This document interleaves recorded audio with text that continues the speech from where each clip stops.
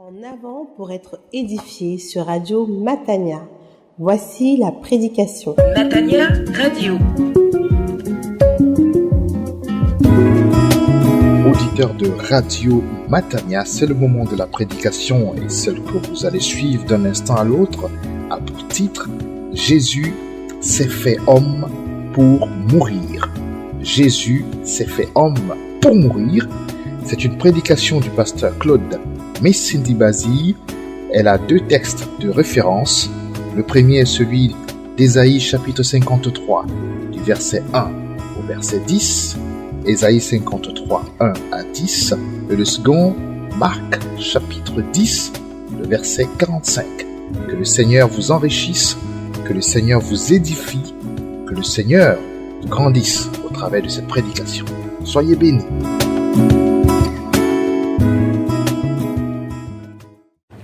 Avant de prier, donc, lisons quelques versets tirés du psaume d'Ésaïe chapitre 53, versets 1 à 10, et ensuite Marc chapitre 10, verset 45.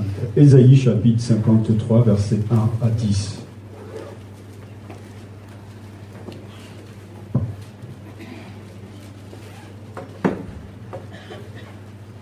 Ésaïe chapitre 53, verset 1.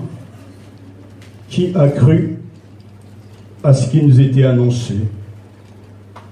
Qui a reconnu le bras de l'Éternel? Il s'est élevé devant lui comme une faible plante, comme un rejeton qui sort d'une terre desséchée. Il n'avait ni beauté, ni éclat pour attirer nos regards. Et son aspect n'avait rien pour nous plaire. Méprisé et abandonné des hommes, hommes de douleur et habitués à la souffrance. Semblable à celui dont on détourne le visage, nous l'avons dédaigné. Nous n'avons fait de lui aucun cas. Cependant, ce sont nos souffrances qu'il a portées. C'est de nos douleurs qu'il s'est chargé. Et nous l'avons considéré comme puni, frappé de Dieu et humilié. Mais il était blessé pour nos péchés, brisé pour nos iniquités.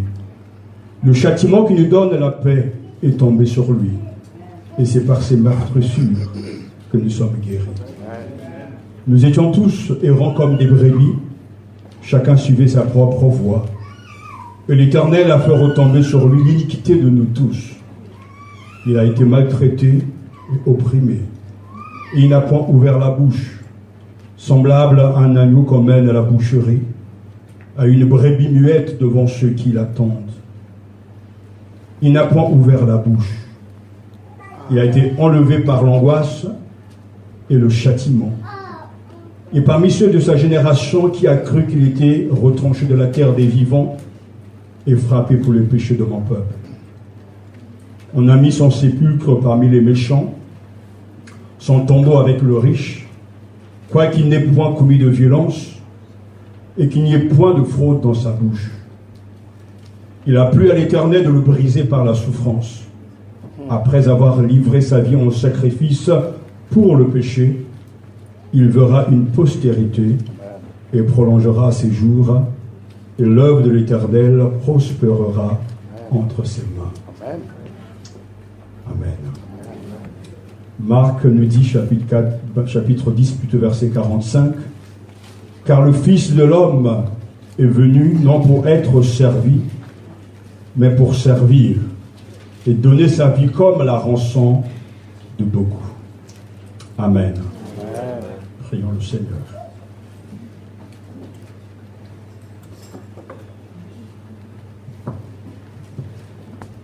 Nous voulons, Seigneur, mesurer la portée de ce dernier chant, nul n'est comme toi.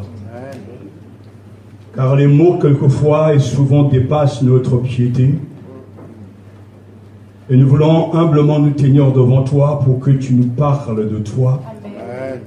Pour que lorsque nous chanterions de nouveau ce cantique, nul n'est comme toi, nous soyons conscients de la grandeur de ta personne et de l'efficacité de ton œuvre.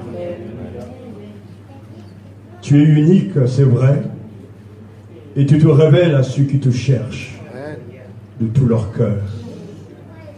Nous te prions donc de nous expliquer l'inexplicable, le mystère de ta mort. Je te prie de me donner les mots simples devant un thème aussi puissant, aussi profond, afin que nos enfants comprennent, comme les adultes, la puissance de ta mort.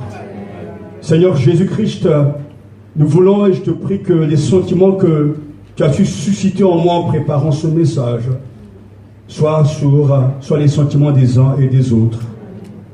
Un sentiment de gratitude immense et une grande humilité devant toi, parce que tu dépasses notre entendement, mais aussi beaucoup de louanges et beaucoup d'adoration. Car c'est vrai que nul n'est comme toi, parce que nul ne sera comme toi. Tu restes l'unique, le seul, l'inimitable, le Christ, le Fils de Dieu. Merci pour ta parole, merci pour ton esprit, merci pour chacun d'entre nous. Au nom de Jésus, nous t'avons prié. Amen. Merci de vous asseoir.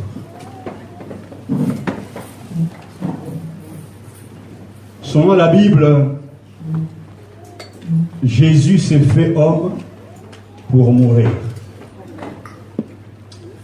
C'est ce que nous dit Marc, chapitre 10, verset 45, car le Fils de l'homme est venu non pour être servi, mais pour servir et donner sa vie comme la rançon de beaucoup. Dieu, le Fils, s'est fait homme pour donner sa vie. Et c'est pour ça qu'il fait la particularité du christianisme, parce que le christianisme se distingue de toutes les autres religions par l'importance qu'il accorde à la mort de son fondateur. La mort de Jésus est au cœur de la prédication apostolique. Paul prêche le Christ crucifié. Si vous enlevez la croix du christianisme, alors il n'y a plus de substance, il n'y a plus rien, car le cœur de l'évangile, c'est le Christ crucifié, mort pour nos péchés, et c'est lui le contenu même de notre prédication. Si vous enlevez la mort de Christ du christianisme, alors vous réduisez le christianisme au rang des religions ethniques. Mais le christianisme est supérieur, il est différent, parce que le christianisme, c'est Jésus. Alléluia. Jésus mort, Jésus enseveli, Jésus ressuscité. Amen. Le christianisme, comme le credo nous le dit, il a souffert sous Ponce Pilate. Jésus a souffert pour nous, il a été crucifié, il a été enseveli et il est ressuscité d'entre les morts. Le christianisme, donc, ce n'est pas un Jésus historique, mais c'est le Jésus qui vit au siècle de siècle et qui continue de nos jours à changer des vies. Et c'est pour ça que la mort de Jésus est un thème d'une grande importance. Je dirais même, la mort de Jésus-Christ, c'est la clé de tout. Parce que c'est la mort du Christ qui nous donne toutes choses. C'est grâce à sa mort sur la croix que nous sommes sauvés, pardonnés, réconciliés avec le Père et que nous avons reçu même les plus grandes bénédictions dans le don du Saint-Esprit. Contrairement à ce qui est le cas pour les hommes ordinaires, c'est la mort de Christ plutôt que sa vie terrestre qui est de la plus haute importance. À titre d'exemple, tout l'Ancien Testament nous parle de lui.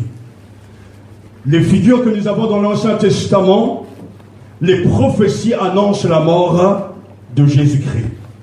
Les psaumes prophétisent même la trahison de Christ, le psaume 41.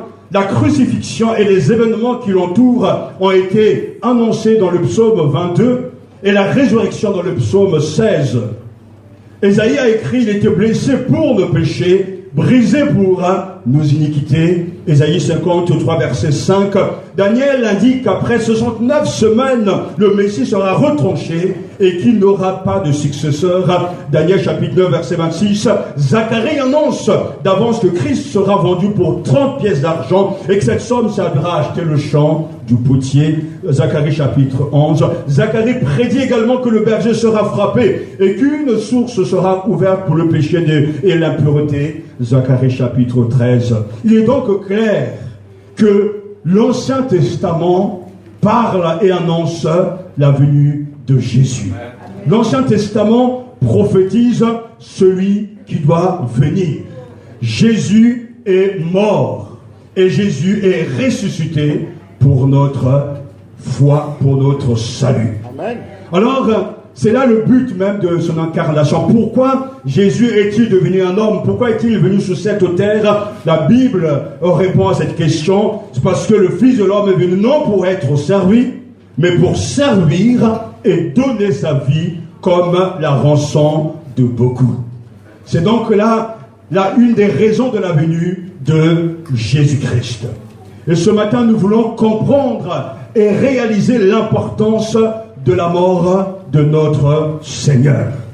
Parce que oui, toute la vision messianique de Jésus est centrée sur sa mort. Tout est lié à cela. Depuis le commencement, le Fils de l'homme est venu pour donner sa vie en rançon pour plusieurs. Quand il est à Gethsémane, il commença à éprouver de la frayeur et des angoisses, dit la Bible. Il leur dit, mon âme est triste jusqu'à la mort. Marc chapitre 14, la ferveur de sa prière pour laquelle il se jettera contre terre le de sa genouille et montre bien la difficulté, l'importance, les douleurs du Fils de l'homme. Et il va prier, Père, si tu le veux, éloigne de moi cette coupe. Et il va répéter à 3 reprises cette prière et après il va céder non pas ce que je veux, mais ce que toi tu veux. Et lorsqu'il sera crucifié, le cri qu'il laissa échapper plus tard à la croix, et il nous dit, vraiment, nous adresse un message important, mon Dieu, pourquoi m'as-tu abandonné? Mais pourtant, dès le début, le principe directeur de la vie de Jésus est très clair. Jésus a décidé, depuis le commencement, de mourir pour le monde. Amen. Le principe directeur de la vie de Jésus était donc sa détermination à être obéissant jusqu'à la mort de la croix. Et le caractère atroce de sa mort réside uniquement dans le fait qu'il a connu au calvaire la colère que Dieu nous destinait. Parce qu'il était devenu victime propitiatoire pour nos péchés. C'est pour ça qu'Ésaïe dit, des siècles auparavant, nous l'avons considéré comme frappé de Dieu. Le châtiment qui nous donne la paix est tombé sur lui. L'Éternel a fait retomber sur lui l'iniquité de nous tous. Frappé pour les péchés de mon peuple, il a plu à l'Éternel de le briser après avoir livré sa vie en sacrifice pour le péché. N'oubliez jamais que le principe directeur de la vie de notre Seigneur était cette détermination sans faille à être obéissant jusqu'à la mort. Jusqu'à la mort de la croix. Jésus a été déterminé. Et c'est pour cette raison qu'il est venu sur cette terre donner sa vie en rançon pour plusieurs. Et c'est pour ça que Paul, lorsqu'il écrit aux Philippiens, il dit, il a paru comme un vrai homme. Il s'est humilié lui-même, se rendant obéissant jusqu'à la mort, même jusqu'à la mort de la croix. Philippiens chapitre 2, verset 8. Le Christ a voulu mourir et accepté de mourir pour nos péchés. Mais qu'est-ce que la mort de Christ a exactement accompli? Qu'est-ce que signifie cette mort pour nous? D'abord, en guise de réponse, le prophète nous a déjà répondu parce que il nous dit bien dans Isaïe chapitre 53, versets 4 à 7, cependant, Ce sont nos souffrances qu'il a portées. Et j'ai souligné ce mot, ce pronom nous, nos. C'est de nos douleurs qu'il s'est chargé. Et nous l'avons considéré comme puni, frappé de Dieu et humilié. Mais il a été blessé pour nos péchés, brisé pour nos iniquités. Le châtiment qui nous donne la paix est tombé sur lui. Et c'est par ses meurtrissures que nous sommes guéris. Nous étions tous errants comme des brebis. Chacun suivait sa propre voie. Et l'Éternel a fait retomber sur lui l'iniquité de nous tous. Il a été maltraité et opprimé. Il n'a point ouvert la bouche, semblable à un agneau qu'on mène à la boucherie, à une brebis muette devant ceux qui l'attendent. Il n'a point ouvert la bouche. C'est pour nous. Le prophète est très clair. Qu'est-ce que cette mort signifie? Qu'est-ce que le Christ a accompli? Il a accompli la réconciliation avec le Père. Il a pris sur lui nos iniquités. Il a pris sur lui nos fautes et nos malheurs. Et nous savons que tout cela, c'est par amour. Amen. Ésaïe nous dit, verset 6, c'est Dieu qui agissait ainsi. Il y avait à détourner sur lui la faute de nous tous. C'est très fort. C'est lui-même le Seigneur Dieu qui est la cause principale de ce qui arrive. Dieu est au cœur de cette réalité. Car c'est lui qui a fait retomber la faute de nous tous sur le seul juste. Et de quelle faute s'agit-il? C'est la faute justement qui consiste à ne pas reconnaître celui que Dieu a envoyé. Cette faute, c'est qui nous pousse à rejeter le Messie, le roi de gloire. Cette faute, c'est le fait de mépriser celui qui est venu souffrir à notre place. Cette faute, c'est le fait de ne pas croire en celui que Dieu a envoyé, Jésus-Christ notre Seigneur. Ésaïe l'annonce avec force, avec beaucoup de clarté. Le verset 7 nous dit, il a été maltraité et opprimé et il n'a point ouvert la bouche. Il n'a pas ouvert la bouche. Il ne cherche pas à riposter. Sa force est dans sa patience, dans son attitude non violente et dans la remise humble et totale de lui-même à Dieu. Il s'est confié totalement à Dieu. Parce qu'au cœur même de cet acte, il était déterminé à mourir même sur la croix. Et Ésaïe dit encore, le serviteur est pris dans le filet de la violence et du jugement. Il a été retranché de la terre des vivants. On lui a donné avec les méchants son sépulcre, le juste, et accueilli avec beaucoup de mépris. Il y a de l'indifférence à l'égard du roi de gloire. Son procès est vraiment un non-sens, parce qu'on a accusé à tort. Mais Jésus avait accepté dès le commencement, et il avait décidé de mourir pour nous jusqu'à cette mort infâme sur la croix. Il était innocent, mais il a accepté de devenir la victime pour que nous soyons pardonnés. Et le verset 10 de Ésaïe nous dit, il a plu à l'Éternel de le briser par la souffrance. C'est quelque chose d'incroyable. Il a plu à l'Éternel de le briser. Donc Dieu était la cause principale de ce qui est arrivé. De ce qui est arrivé.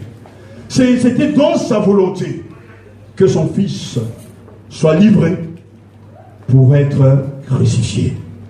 Et je bénis le Seigneur ce matin parce que le Père l'avait décidé ainsi.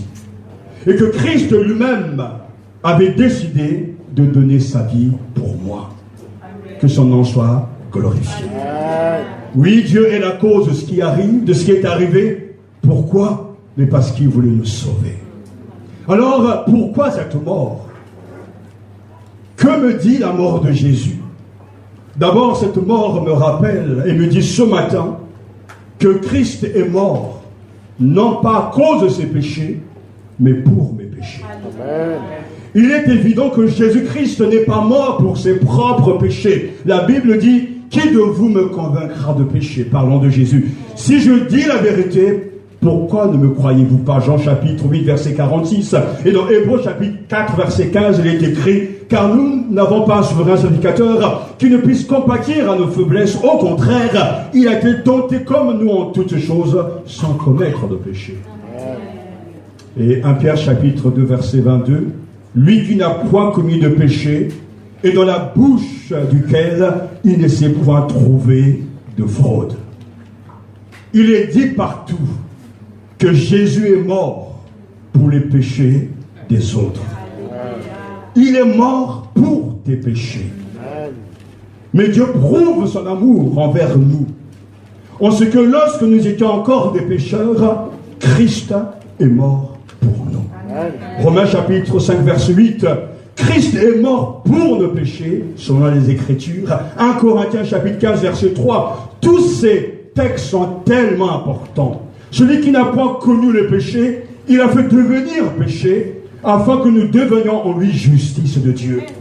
2 Corinthiens chapitre 5, verset 21. Lui qui a porté lui-même nos péchés en son corps sur le bois, afin que mort au péché, nous vivions pour la justice, lui par les meurtres sur lesquels vous avez été guéris.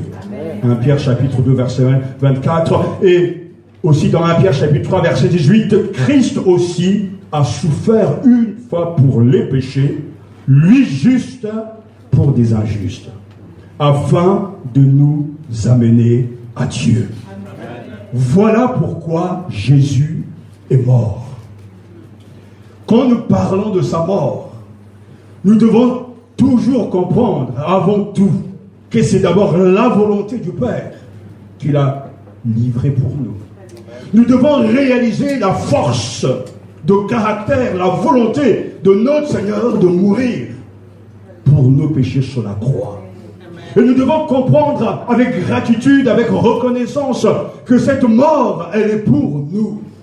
Car lui, il est le tout autre. Lui, il est sans péché. Lui, il est sans faute. Lui, il est sans impureté. Christ a souffert une fois pour les péchés, lui juste pour des injustes. Alors, dans le cœur d'un croyant qui réalise la portée de ces paroles, il y a bien sûr de l'humilité, mais il y a une profonde reconnaissance de savoir que lui a porté mes fautes.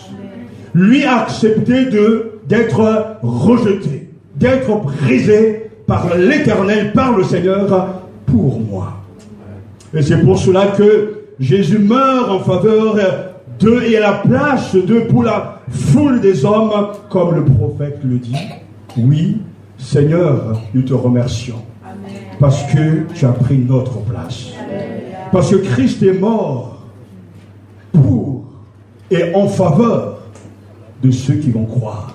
Amen. Christ est mort pour et en faveur et au bénéfice de ceux qui sont perdus. Christ est mort à la place du pécheur, des pécheurs, pour que nous soyons graciés. Et cette semaine, alors que vous vivrez vos vies, n'oubliez jamais le prix de votre salut si vous êtes sauvés. Christ a pris ta place à la croix pour que tu sois pardonné. Christ a porté tes injustices à la croix pour que Dieu t'accepte si tu crois en lui. Et c'est pour ça que Jésus dira: je donne ma vie pour mes brebis. Le Père m'aime parce que je donne ma vie afin de la reprendre. Personne ne me l'ôte, mais je la donne de moi-même. J'ai le pouvoir de la donner et j'ai le pouvoir de la reprendre. Jean chapitre 10, quelle parole!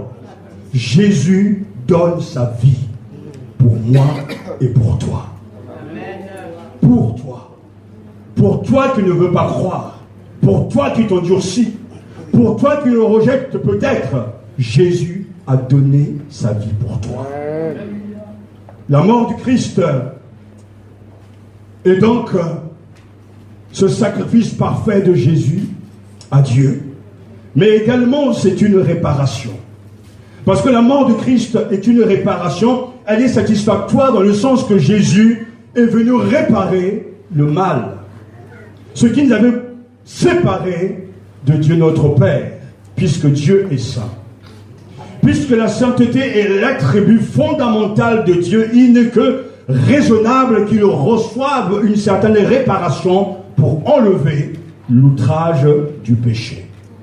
La mort de Christ fournit cette réparation, parce qu'elle satisfait à la justice de Dieu.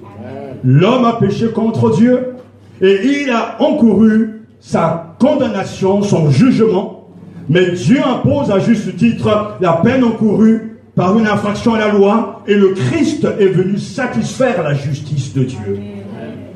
Nous voulons vraiment saisir cela. Dieu est saint. C'est-à-dire, il est le tout autre. Il n'est pas comme nous, et il ne sera jamais comme nous. Et cette sainteté implique que son peuple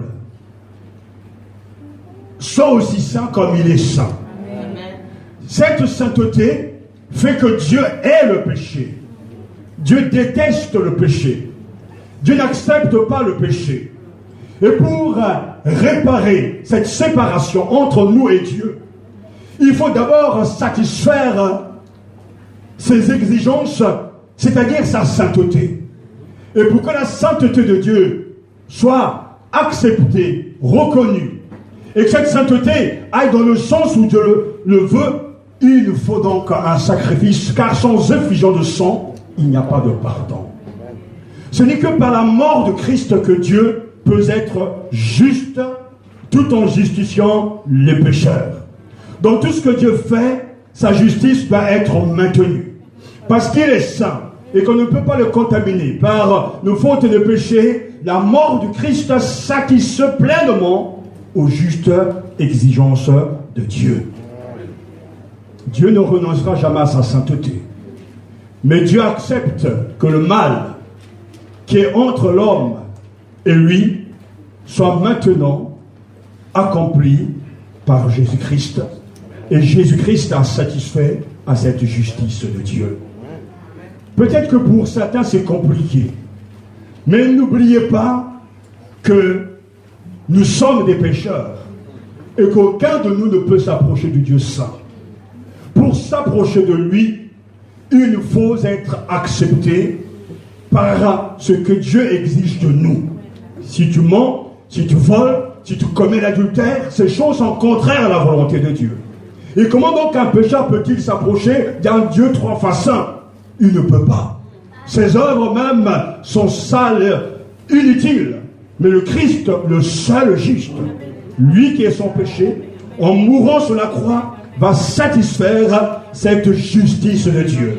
Parce qu'il a déversé sur lui nos péchés pour que nous soyons donc réconciliés avec lui.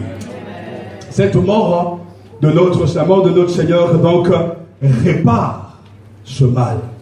Cette mort satisfait à la loi de Dieu, car Dieu a donné sa loi.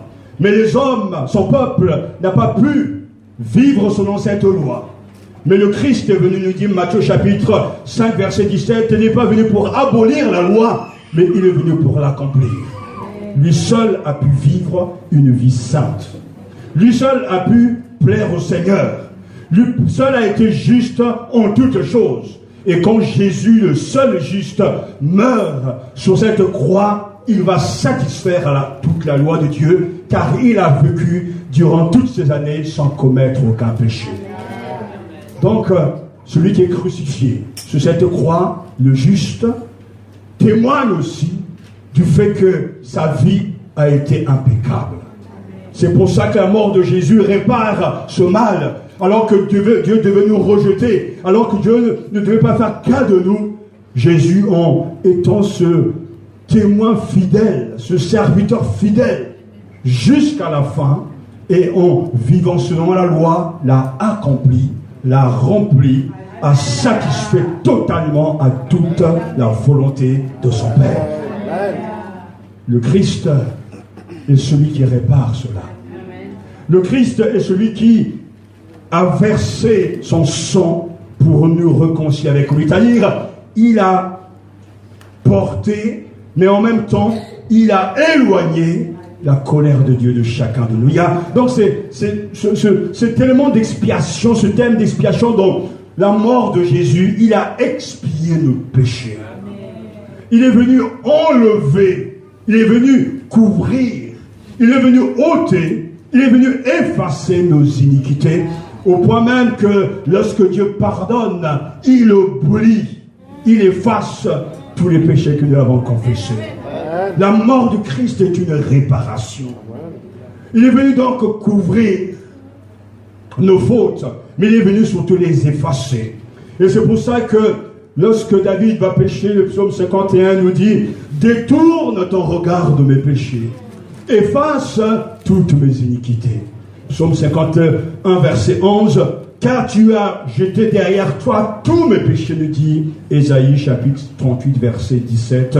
Et tu jetteras au fond de la mer tous leurs péchés. Michée chapitre 7, verset 19. Le Seigneur, en mourant sur la croix, va réparer ce mal. Il va expier nos péchés. Et c'est pour ça que la source de notre salut est en lui. Le pardon est possible, mais un pardon éternel. À celui qui confesse ses péchés, il est fidèle et juste pour te les pardonner. Parce que Christ a réparé ce mal. Et nous avons besoin de lui. Et nous avons besoin de sa grâce.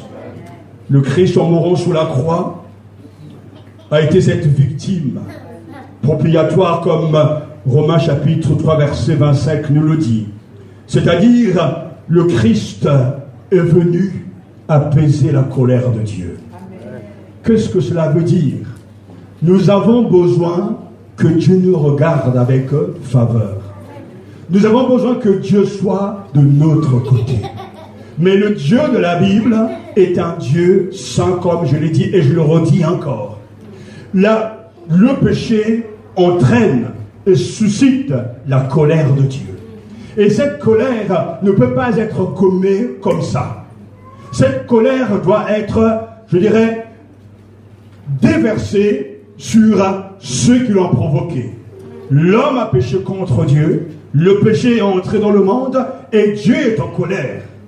Mais nous ne réalisons pas cette colère parce que nous vivons le moment présent. Romains chapitre 1 parle justement de la colère de Dieu qui va se déverser sur l'humanité. Mais nous ne pouvons pas comprendre cette colère parce que nous sommes des gens tellement préoccupés par nos propres besoins, par nos situations au quotidien, que nous ne réalisons pas qu'une colère redoutable attend le pécheur.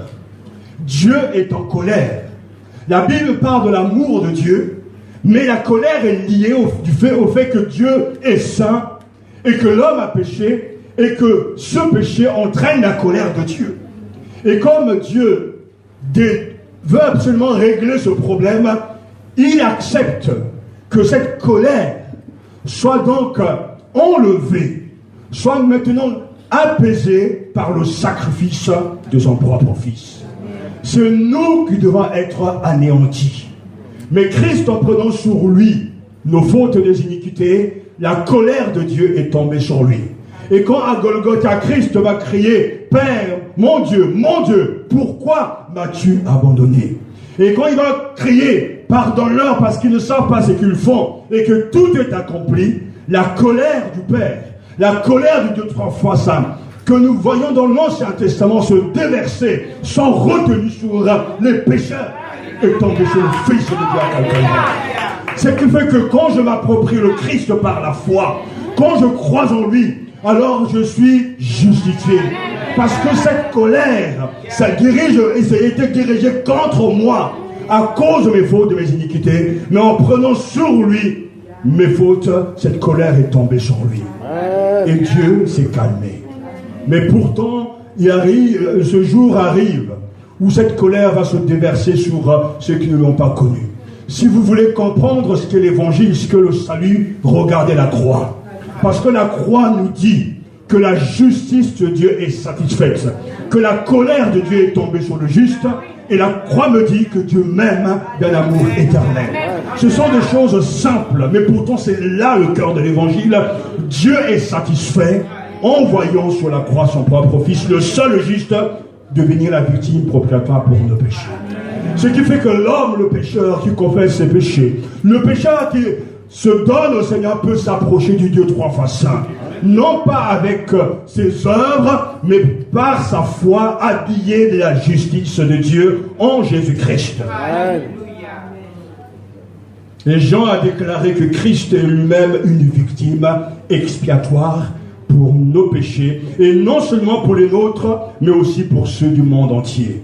1 Jean chapitre 2 verset 2, et l'épître aux Hébreux affirme que Christ est devenu un souverain sacrificateur miséricordieux et fidèle pour faire l'expiation des péchés du peuple. Hébreux chapitre 2 verset 17.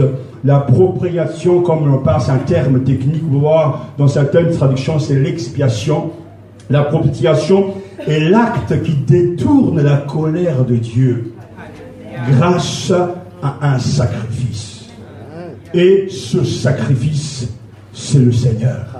Cette colère est détournée. Souvenez-vous, et je sais que vous le savez, quand Dieu a voulu détruire les premiers-nés en Égypte, quand Dieu a voulu les détruire, il a envoyé l'ange de la mort. Il a donné cette recommandation à son peuple de mettre sous les linteaux de leurs portes le sang, du sang. Et la Bible dit que lorsque je passerai dans les rues, dans les ruelles, et quand je verrai le sang, je passerai. L'ange de la mort passe, mais pourtant aucun premier-né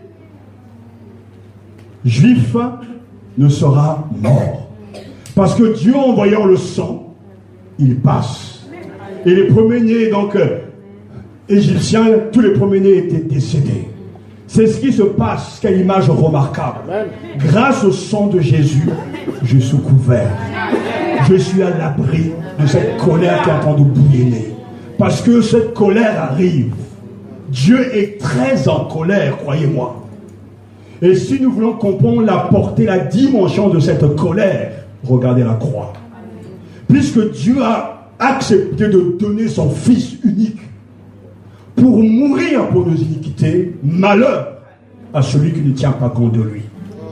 Si le Fils de l'homme est venu donner sa vie en rançon pour la multitude, malheur à celui qui le rejette.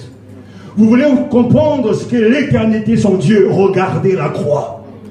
Ce cri, Père, pourquoi m'as-tu abandonné? Il n'y a rien de bon là pour celui qui n'est pas sauvé. Parce qu'il est rejeté de Dieu, loin de Dieu. Et le Père ferme ses yeux, détourne son regard du juste. Et nous avons là déjà, en substance, les éléments de l'éternité sans Dieu. Il n'y a rien de bon. L'éternité, c'est cette colère de Dieu qui sera déversée sur ceux qui auront rejeté le Fils de l'homme. Mais le Christ est venu réparer ce mal. Le Christ est venu nous réconcilier avec le Père. Il permet ainsi à Dieu d'être propice envers son peuple. Et le Christ, en devenant malédiction, nous a bénis. Et c'est pour ça que la prière du publicain était vraiment une prière que nous pouvons faire, que je fais de temps en temps. Dieu soit apaisé envers moi, le pécheur. Vous pouvez rire, vous pouvez ne pas comprendre ce que cette colère peut signifier. Mais pourtant le publicain dit, Dieu soit apaisé envers moi, qui suis un pécheur. Dieu qui vous a créé a le pouvoir sur vous. C'est vrai. De donner la vie comme de reprendre le souffle de vie. Si quand tu te mets en colère, toi, tu arrives à faire des choses incroyables, à renverser des tables, à casser peut-être des chaises, à réagir d'une certaine manière. Imagine cette colère multipliée. Parce que nous avons affaire non pas à un homme, mais au Créateur des cieux et de la terre. Tu pourras chercher à fuir cette colère, mais tu ne pourras pas. Parce que là où tu iras, il sera déjà là. Parce qu'il remplit les cieux et la terre. Et ce matin, tu dois réaliser cette colère. J'y ai pensé cette semaine, dit mais Dieu est en colère parce que nous avons rejeté son Fils. Mais pourtant, dans sa colère, il donne à chacun le temps de se repentir. Les choses sont en train de se passer dans notre société. Des injustices grandissent, il y a de la méchanceté, de racisme, de rejet de l'autre. Et il semblerait que Dieu soit absent, mais il n'est pas absent. Parce qu'il attend ce jour-là où chacun devra rendre des comptes. Mais je veux vous conseiller ce matin de ne pas attendre ce jour-là, de vous cacher maintenant en lui, de le chercher et de le trouver, mais de marcher avec lui pour que quand ce jour viendra, parce qu'il viendra, que cette colère ne vous touche pas, parce que personne ni rien ne pourra vous protéger. Dieu est bon, il use de patience, voulant que tous soient sauvés, mais nous le savons que ça ne se fera pas. Et quand Christ est mort, il a réparé ce mal. Le pont a été maintenant bâti entre Dieu et nous. Et l'autre élément justement de cette mort magnifique, mais difficile pour lui, mais bénéfique pour nous, c'est que le Christ en mourant sur la croix nous a réconciliés avec le Père. La mort de Christ a apaisé Dieu et par conséquent Dieu est réconcilié. Nous sommes réconciliés avec lui. Laissez-moi vous illustrer cela parce que le fait de comprendre que nous avons été réconciliés par la mort de Jésus nous montre aussi le vrai péché de l'homme. Tiens, Yann, viens s'il te plaît. Au début, c'est le paradis. Dieu et l'homme sont amis. Ils sont face à face. Ils se parlent. Ils se fréquentent. Dieu a créé l'homme à son image. Et nous savons que le péché est entré dans le monde. Et quand le péché est entré dans le monde, qu'est-ce qui va se passer? L'homme, alors que je joue la position de Dieu, c'est pas parce que j'ai le micro. C'est mon frère, le Seigneur. Dieu est là dans la même position qu'au début. L'homme, Adam se retourne donc, présente son dos au Seigneur. Il fuit la présence de Dieu à cause du péché. Qu'est-ce que Dieu fait? Dieu, lui aussi, à un moment donné, se retourne contre lui parce qu'il a péché, à cause de sa sainteté. Mais pourtant, dans sa grâce infinie, il veut sauver le pécheur. Que fait-il? Dès le commencement, Dieu cherche l'homme. Dans le jardin d'Éden, il dit, Adam, où es-tu? C'est Dieu qui cherche le pécheur alors que le pécheur doit chercher son créateur. Et Dieu le cherche. Mais étant donné qu'il ne veut pas de lui, nous avons là déjà l'explication, le cœur de tout le problème et notre plus grand besoin. Depuis le commencement, l'homme a toujours cherché à être indépendant. Depuis le commencement, l'homme être son propre centre. Et c'est pour cela que Dieu ne supporte pas l'idolâtrie, parce qu'en se détournant de son créateur, l'homme se prend pour un Dieu. Et l'idolâtrie est le péché que Dieu est le plus, parce que l'homme veut être au niveau de son créateur. Et depuis le commencement, donc, l'homme fuit la présence du Saint. Qu'est-ce que Dieu fait au départ? Il le cherche, et pourtant il va le protéger, mais durant tous ces siècles, avant que Jésus arrive, Dieu envoie des prophètes, Dieu envoie des juges, Dieu envoie donc des messagers, des ambassadeurs pour ramener à lui l'homme qui se détourne. Et dans cette manière de vivre, nous avons là exactement le pourquoi de tous nos problèmes. Nos problèmes ne sont pas d'ordre économique. C'est pas parce que le chômage est un problème. Le chômage n'est pas un problème grave dans le sens de ta relation avec Dieu. C'est un problème. Le manque de logement, c'est un problème. Le manque de papier pour certains, c'est un problème. Le manque peut-être de famille, c'est un problème. Le rejet de l'autre, c'est un problème. Mais ce sont des problèmes secondaires. Le vrai problème qui est à la cause de tous ces sous-problèmes, c'est le fait qu'on s'est éloigné du Créateur. Dieu continue à nous interpeller. Dieu continue à nous chercher. Dieu veut faire alliance avec nous, mais l'homme ne veut pas de lui. Alors, pour régler ce problème, il va faire alliance avec lui-même. Mais pourtant, l'homme tourne toujours le dos au Créateur. Parce que le péché qui nous anime très souvent, dont nous ne sommes pas conscients, c'est que nous ne voulons pas écouter ce que Dieu dit. Nous voulons vivre nos propres vies. Nous voulons domestiquer le Créateur. Nous voulons lui imposer nos vues, nos choix, nous voulons lui imposer nos décisions, mais Dieu n'est pas dans ces choses-là. Dieu doit être au centre de tout. Et voyons que l'homme s'échappe de plus en plus.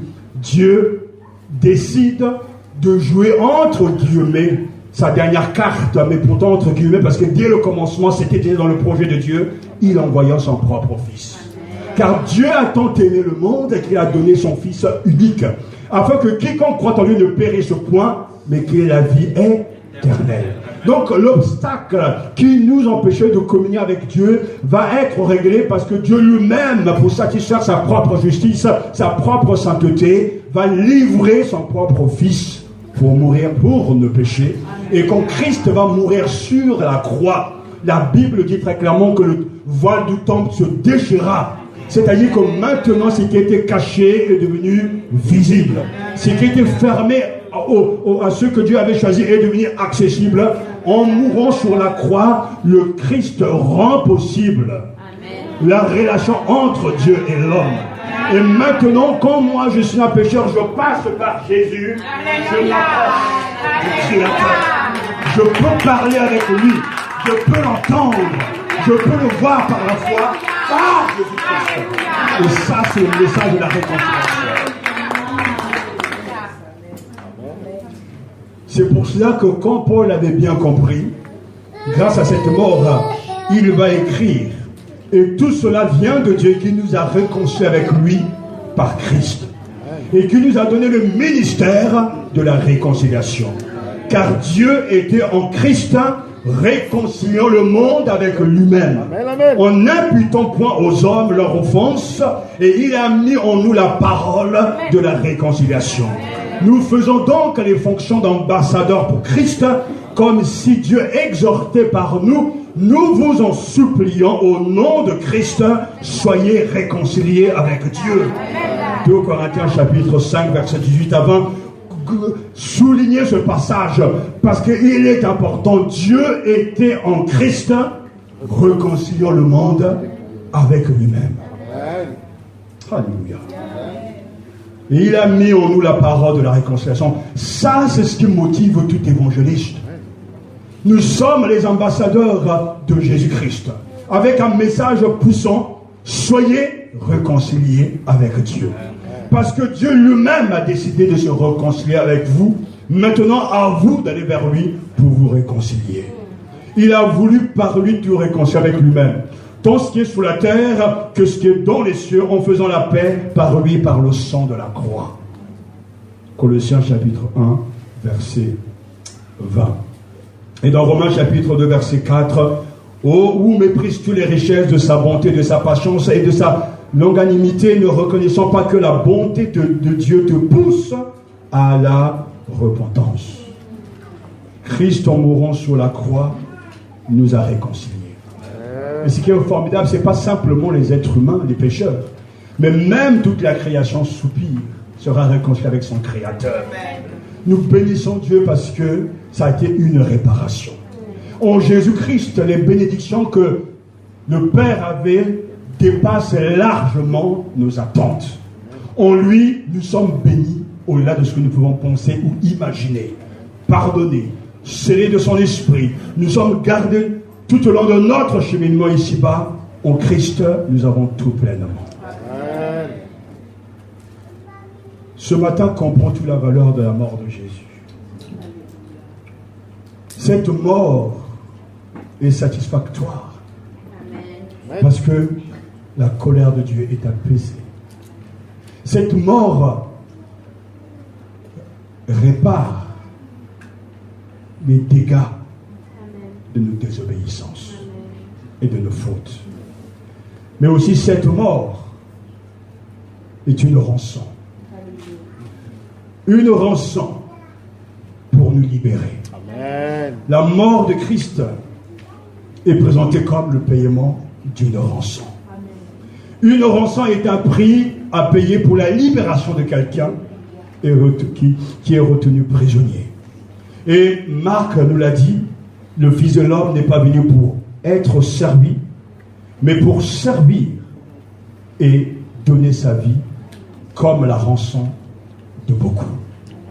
Alors, je vous épargne le côté technique et théologique de ce passage parce que à qui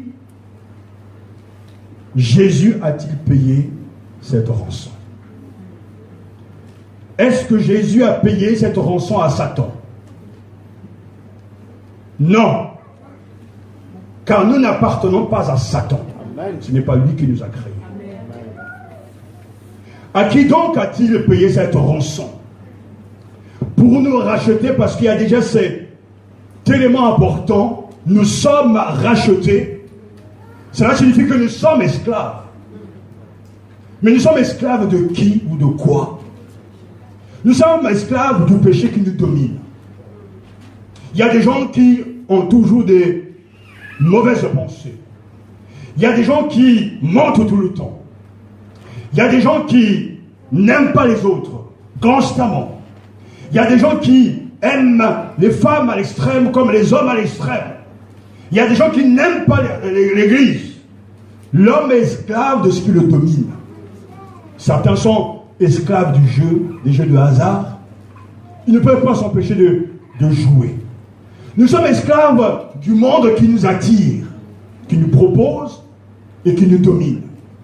Mais nous pouvons être aussi esclaves de Satan, qui a le pouvoir de nous éloigner de Dieu.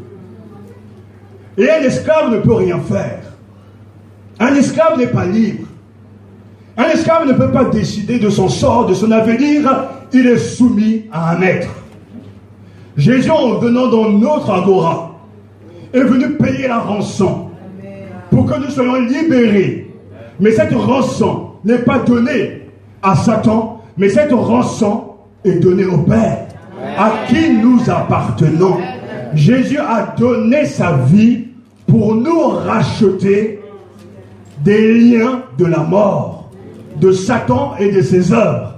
C'est pour cela, celui qui croit en lui reçoit la vie de Dieu.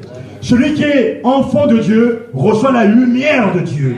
Et un croyant réellement converti n'est pas sous l'emprise de Satan et de ses démons, parce qu'il appartient à Jésus. Amen. Jésus, en venant dans l'agora, donc au marché des esclaves, va donc payer le prix pour nous auprès du Père, pour nous arracher et pour faire de nous un peuple pour le glorifier.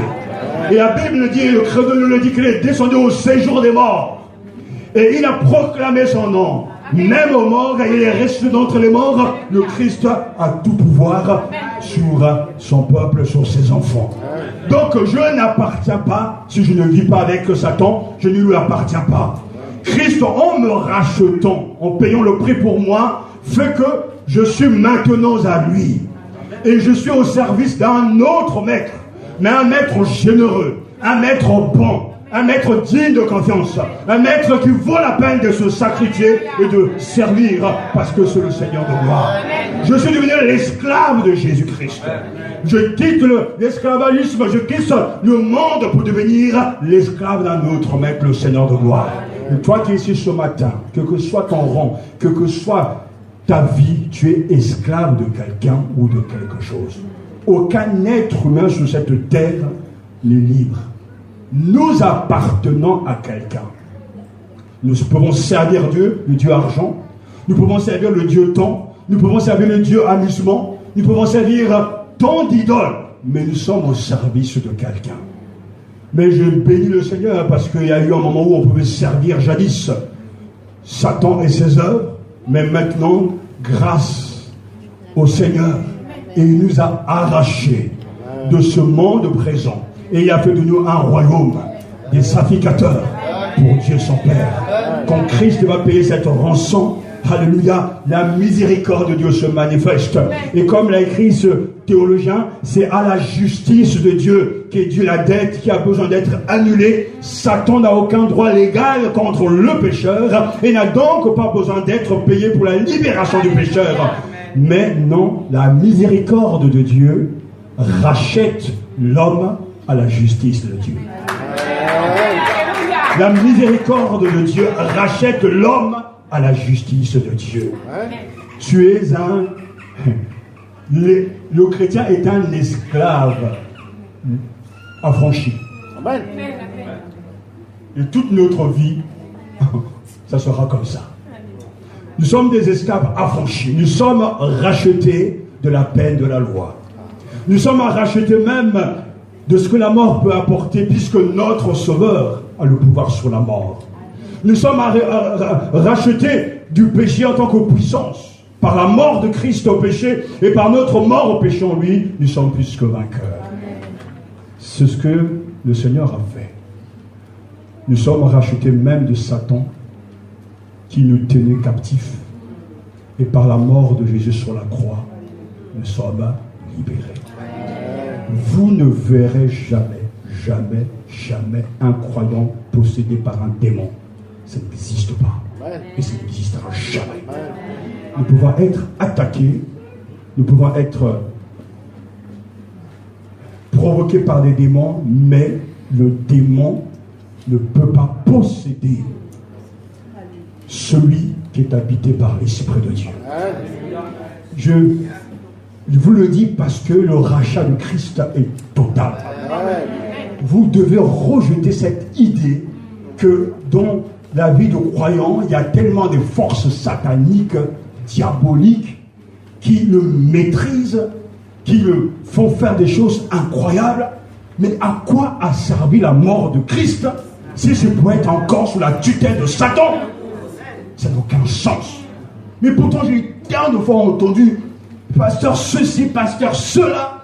Mais est-ce que tu as la foi? Est-ce que ta vie appartient à Jésus-Christ?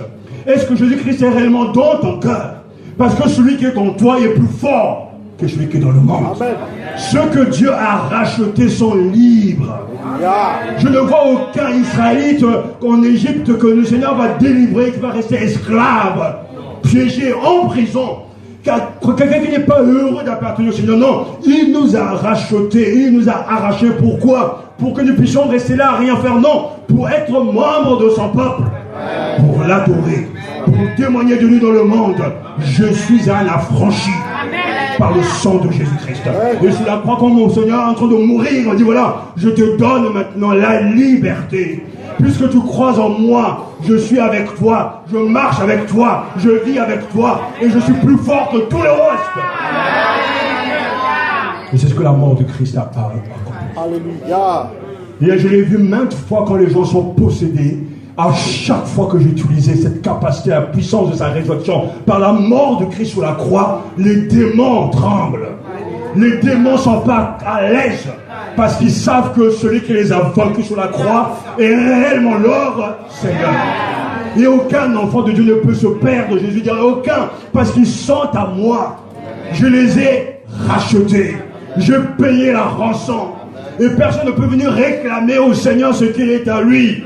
Et j'ai l'assurance de mon salut, de le voir un jour de la gloire, parce qu'il m'a sauvé pour la gloire.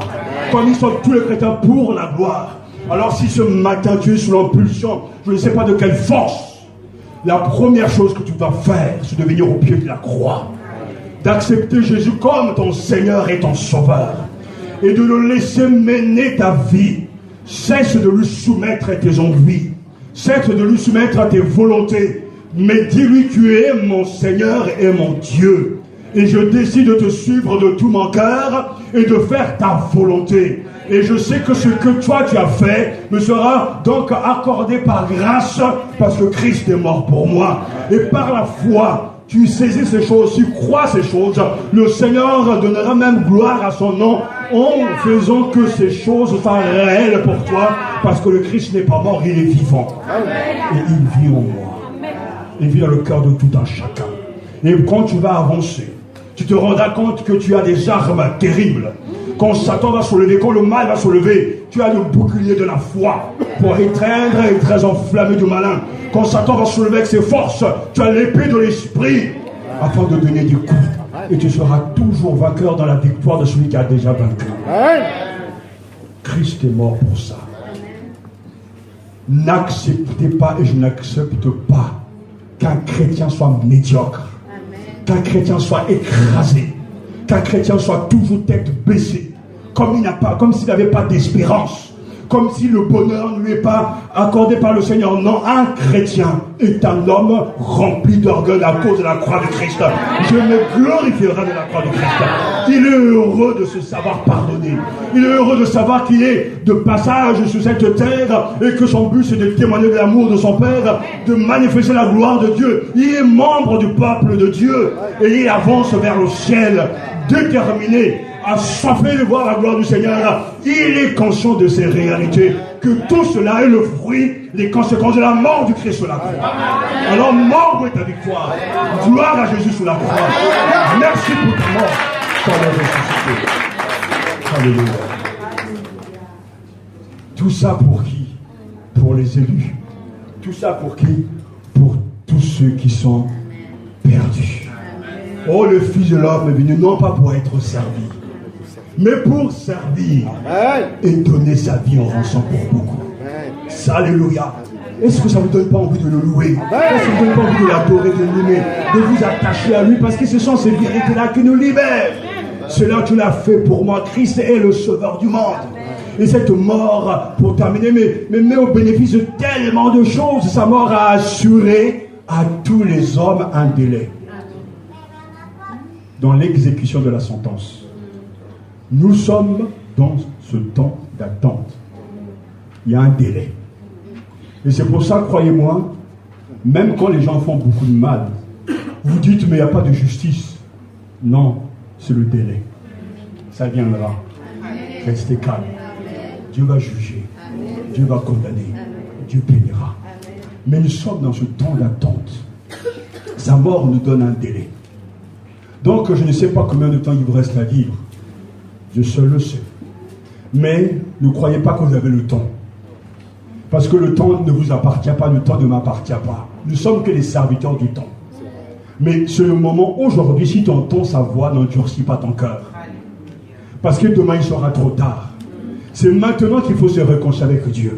C'est maintenant qu'il faut croire. C'est maintenant qu'il faut se détourner du péché. C'est maintenant qu'il faut prendre sa croix et suivre Jésus. Grâce à sa mort sur la croix, Jésus nous permet d'avoir ce délai avant que la sentence de Dieu tombe. Nous sommes dans ce temps d'attente. Dans ce temps d'attente, c'est le moment de se repentir, de changer de direction. Comme tout à l'heure, au lieu d'aller à l'opposé du Créateur, fais demi-tour. Parce que c'est ça la vraie repentance. Maintenant, tu fais demi-tour, tu ne fais pas un petit peu, à quelques degrés, non. Mais tu fais un virage, un véritable... Parce qu'il y a des gens qui font seulement ça. Et puis, regarde. Dieu, le monde, Dieu, le monde, Dieu, le monde, Dieu, le monde, Dieu, l'argent, Dieu, les jeux, Dieu, numérique, et puis finalement, je peux vous l'assurer, il tombe toujours par là. C'est pour ça que Dieu n'aime pas les gens tièdes. Quand on se convertit, c'est pas... Parce que j'ai vu aussi des gens dire, voilà, pasteur, je me convertis, mais il faut du temps. 1 an, 2 ans, 3 ans, 10 ans, 20 ans. 40 ans, 50 ans, 60 ans. Et entre-temps, ce qui se passe, c'est qu'il vit sa vie. Il n'est utile à personne, il ne sert pas Dieu, il ne glorifie pas Dieu. En fait, il a perdu son temps. Mais on se rend bien compte que quand le Seigneur touche quelqu'un, la personne peut être un fervent pécheur. Je l'ai vu. Il y a des gens que j'ai vu vivre dans le péché de manière incroyable. Dans le sexe de manière incroyable. De la drogue même, j'ai vu une droguée se convertir dans le ministère. C'est quelque chose d'incroyable. Et quand le Seigneur les a touchés, c'est vraiment un demi-tour radical. Un renoncement total aux choses de ce monde. Il y a des gens qui étaient des vrais danseurs dans le monde. Mais dès qu'ils se convertissent, vous pouvez mettre la musique que vous voulez, ils n'écoutent plus. Il y a des gens qui pouvaient aimer la nourriture, pouvaient aimer les choses de ce monde, mais dès que le Seigneur entre dans leur vie, ils ont tellement transformé qu'ils disent, mais ça c'était ma vie avant, mais qu'est-ce que ça m'a apporté? Ce n'est rien cette vie-là, parce que la nouvelle vie est là. Mais il y a des gens, quand cette vie, la nouvelle n'est pas dans leur cœur, ils regardent toujours du coin de l'œil. Et certains me disent, oh pasteur, quand j'étais dans le monde j'avais de l'argent, quand j'étais dans le monde je manquais de rien, quand j'étais dans le monde j'étais libre. Maintenant il faut venir à l'église, maintenant il faut lire la Bible, maintenant il faut prier, maintenant il faut suivre le Seigneur. Oh, c'est trop dur. Non, en réalité, le moi est toujours là. Il domine, il détermine et il impose. Mais la vraie conversion, c'est ce changement radical. Jean-Baptiste dira, montrez par vos œuvres que vous êtes enfants de Dieu. Quand on se donne au Seigneur, on rejette vraiment le monde. Le monde va nous attirer parce que nous sommes humains. Le monde va nous proposer ses projets, mais nous sommes humains. Mais pourtant, notre ambition, notre vie, c'est avec le Seigneur. Et c'est pour ça qu'aujourd'hui, il y a des choses que nous n'accepterons jamais. Il y a tellement d'injustice par rapport aux migrants. Il y a tellement d'injustice par rapport aux pays d'Afrique. Il y a tellement d'injustice par rapport aux pays d'Asie, etc. Il y a tellement d'injustice, même en français, là. Ne croyez pas que Dieu dort. Non, Dieu voit tout. Mais pourtant, c'est un temps de repentance. Il donne à chacun le temps de se repentir. Et je ne sais pas si cette nuit, chacun pourra finir cette nuit. Parce qu'il y a un homme dans la Bible qui dit, voilà, j'ai travaillé toute ma vie, j'ai amassé des trésors. Maintenant, prends ta retraite et profite de ta vie. Et la nuit même, le Seigneur dit, à cet instant même, pendant cette nuit, je veux ton âme. Alors qu'est-ce que a servi cette vie? Il a entassé, il a gagné des millions, il a gagné beaucoup d'argent, mais pourtant il ne sera jamais enterré avec cet argent. Même si on met cet argent dans ton cercueil, ça va toujours se perdre. Tu es venu nu dans ce monde, tu repartiras nu. Je suis venu nu dans ce monde, je repartirai nu. Mais moi, je serai habillé. Parce que mon vêtement, c'est la justice de mon Seigneur, à qui j'ai donné ma vie et que je veux servir jusqu'à la fin. Maintenant, c'est le temps de grâce, un temps de repentance. Et la mort de Jésus, ton notre Seigneur, nous permet de le faire. N'oublie pas non plus que cette mort a enlevé tout obstacle entre toi et Dieu. Tu peux pas dire je ne peux pas. Non, tu peux tout. Grâce à Jésus. Tout obstacle a été enlevé. Le péché, quelle que soit sa gravité. Et je peux parler ce matin à ceux qui peut-être ont commis des péchés graves selon eux. L'avortement, ou le meurtre, ou quelque chose d'abominable. Sachez-le, si tu te répands, Jésus t'accueille. Amen. Et Jésus te pardonne. Parce que tous tes péchés ont été portés par le roi de gloire. Tout obstacle est ôté. Maintenant, tu peux parler à Dieu. Tu n'as pas besoin d'un prêtre, mais tu par la foi, tu communiques avec le Seigneur. Grâce à la mort de Jésus-Christ, la relation a été restaurée. Nous ne sommes plus rejetés, mais nous sommes même, Jésus dira, devenus des amis de Jésus. Quelle grâce. Tout ça à cause de sa mort.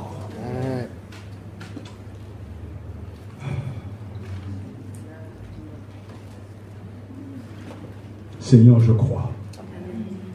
Oui, je crois. Je crois que tu as souffert sous Ponce Pilate. Tu as souffert sous Ponce Pilate. Tu es mort. Tu as été enseveli. Seigneur, je le crois.